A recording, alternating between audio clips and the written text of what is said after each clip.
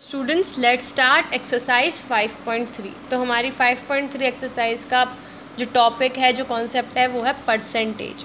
आपको पता है परसेंटेज क्या होता है, हमने लास्ट क्लासेस में भी पढ़ा है कि percentage, the word percent is derive from the Latin word percentum which means per 100 और हंड्रेड्स, मतलब किसी का भी 100 पार्ट जो है उसे हम परसेंटेज कहते हैं। आपको सिंबल पता ही है परसेंटेज का, ये होता है a fraction with denominator 100 is called a percent.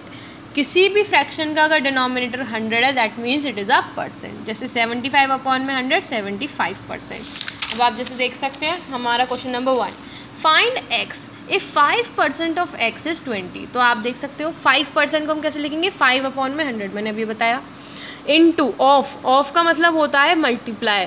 Board मास में जैसे आपने पढ़ा होगा ओ का मतलब ऑफ होता है, उसमें हम मल्टीप्लाई करते हैं, तो ये multiply x is equals to 20। तो आप इसे सॉल्व करेंगे तो x हमारा 400 आ जाएगा। इसी तरीके से आपको ये बी पार्ट भी करना है।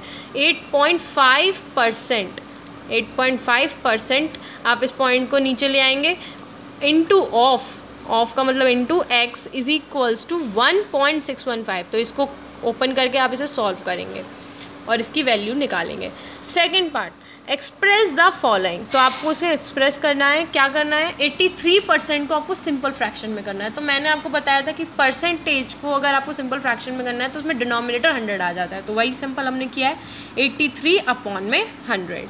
नेक्स्ट है 38% इंटू अ डेसिमल। अब आपको डेसिमल करना है तो सबसे पहले हम फ्रैक्शन में कर लेते हैं। तो फ्रैक्शन में होगा 38% का 38 अपॉन में 100, और डेसिमल में करने के लिए आपने लास्ट क्लास में पढ़ा होगा कि हम इसे डिवाइड कर देते हैं, तो 0.38 डिवीजन।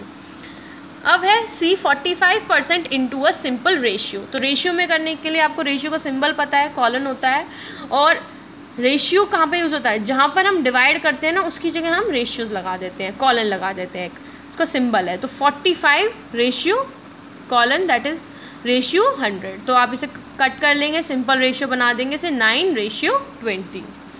ठीक है।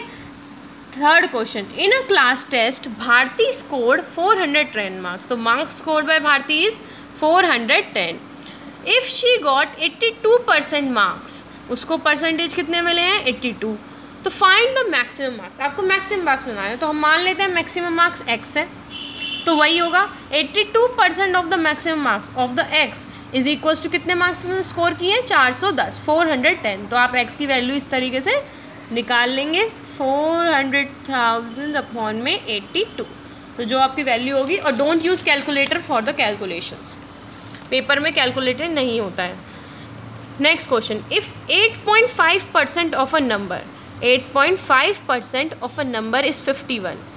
तो 8.5% आप इसे लिख देंगे of a number, into number को हम x मान लेते हैं, let the number be x। तो x हो जाएगा हमारा 51। तो आप x मतलब इज इक्वल्स टू 51, तो x की वैल्यू आप इसी तरीके से निकाल देंगे। ठीक है। नेक्स्ट है सिक्स्थ क्वेश्चन नंबर, फिफ्थ आपको खुद करना है, चलो मैं बता देती हूँ आपको, वैसे इजी है। 45% of the population of the town is man. तो टोटल पॉपुलेशन हम x मान लेते हैं, total population, let total population be x। तो 45% ऑफ द पॉपुलेशन, तो मैन कितने हैं, 45% of x, and 30% is women, और 30% ऑफ x इज वुमेन। अब इन्होंने पूछा है what is the percentage of the children. तो ये देखो 45% मैन है, 30% वुमेन है, तो चिल्ड्रन कितने होंगे, जो मैन और वुमेन नहीं होंगे वो बच्चे होंगे, तो चिल्ड्रन हो जाएंगे 100% टोटल होता है, 100% माइनस 45 प्लस 30। तो ये कितना हो जाएगा, 100 माइनस 45 प्लस 30 75। तो ये हो गया 25%। तो 25% of the total population is are children.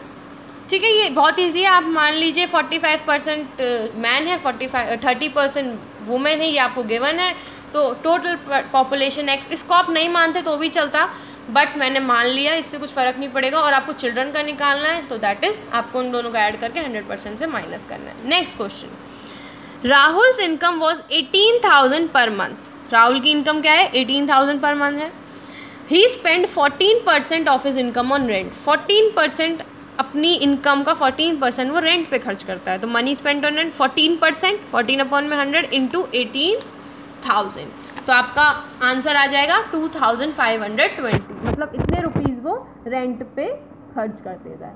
Next है 54 and 54% on all other things, और 54% बाकी चीज़ों पे कर देता है। तो money spent on other things 54% of 18,000।